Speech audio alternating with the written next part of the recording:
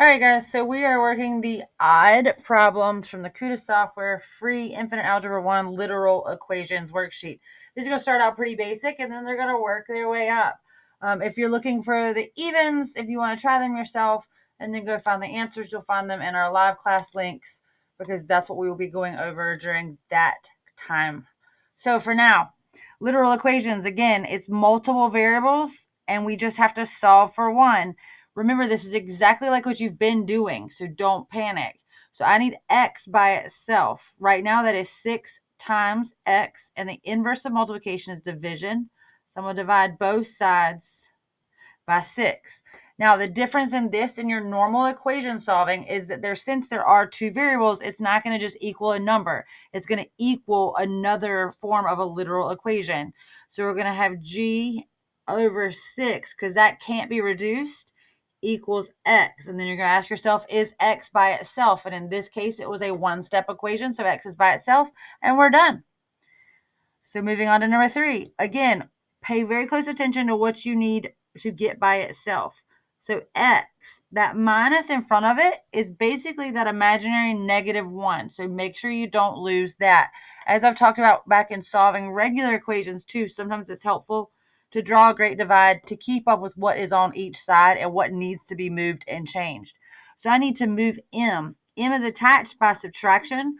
So the opposite, but m is positive, so the opposite of that positive n is we're going to subtract m from both sides to get it off of this side. And that's going to leave me again with a z and an m, and we just write it as is because they're not like terms. They can't be combined. We're just basically reordering. -1x, and that's why I put that negative with a 1 in it in the box to make sure I don't forget. Because again, at this point you ask yourself, is x by itself? It's not. It is attached to a -1 by multiplication. So we're going to divide by -1 on both sides, which is going to make our x positive. So we're good to go there. But that -1 is going to change the symbols of everything all the way through. Because remember, all whole numbers have a 1 underneath them, imaginary, just hanging out there. So it's going to now become a -z and a positive m. Because we're going to try to get that not to be written that way with that -1 on the bottom. So going on to number 5, negative number 5.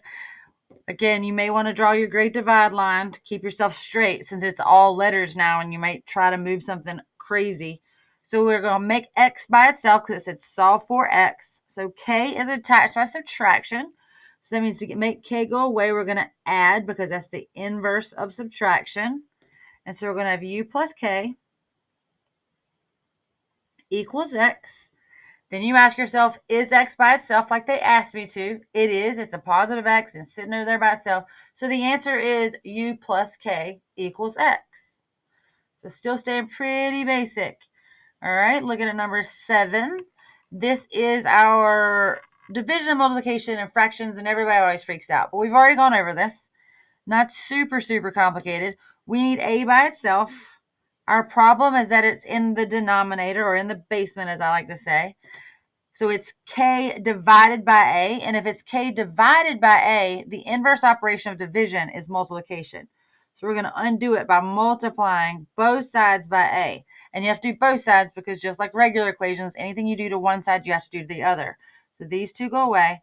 So I have a times u equals k, because we had to get a out of the denominator to be able to get it by itself. So now you ask yourself, is a by itself? It's not. It's attached to u still. So now we need to get u off of a, and it's attached by multiplication because that's the operation you did. So the inverse of multiplication is division. So we're going to divide both sides by u, and that's going to make these u's go away. And so a is now by itself equals k over u. Biggest thing is make sure you're slow down and you write it out step by step. Because remember, you know these. You know inverse operations. You solve one-step equations. These guys should be super simple. It's just the mind game of staying positive. All right, so number 9, we're going to solve for a. We got 12 a.m., which reads like 12 o'clock in the morning, right? But that's 12 times a times m equals 4. We're going to put in our great divide line just to keep ourselves super organized because that's the name of the game. We need a by itself. 12 is attached to A by multiplication, and M is also attached by multiplication. So the inverse of multiplication is division, so we can divide by 12 and M at the same time to get rid of both of them. So 12 and M go away on this side, and then we end up left with A equals 4 over 12M. Now, you want to check and see if it can be reduced. In our previous examples and previous videos, we had a couple where it would be like 12 plus M, and I talked about how you can't mess with that. You have to leave that alone. So 12M, though, is by multiplication, so you can reduce that 4 and that 12. So how many times does 4 go into 12? 4 goes into 4 1, and 4 goes into 12 3 times. So our simplified version is going to be 1/3 M. All right. Number 11, solve for A. At any point that you're feeling froggy, pause the video and try it for yourself, because you can come back and you can check it. Because remember, it's okay to mess up when we're taking notes and practicing, and it's not as okay to mess up when you're taking a quiz or doing something for a grade. And these are just getting those notes in your notebook so you get to practice, because the name of the game is practice, practice, practice.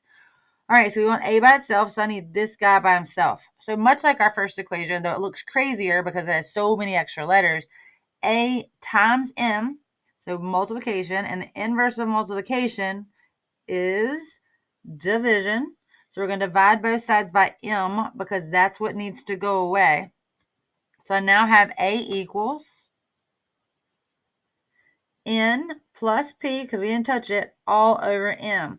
Now, because it's an N, a P, and an M, none of those things can be combined any neater. They can't be reduced because they all have imaginary ones in the front of them.